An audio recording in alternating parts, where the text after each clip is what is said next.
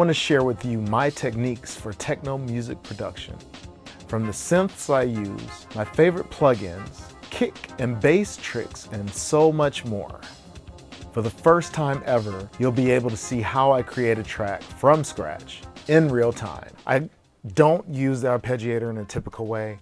I don't use the step sequencer in a typical way. You'll get a deep dive into my tracks from beyond and forever free.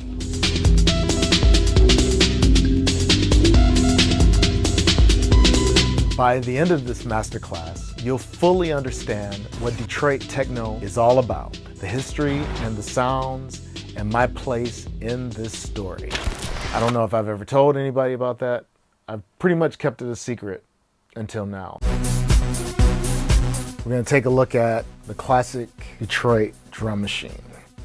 You'll learn about the Roland 101 and 909, the Juno 106, and the Prophet 600, and see how I use them in my tracks.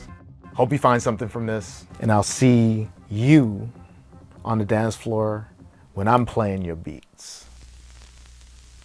Borrow from the past to go into the future.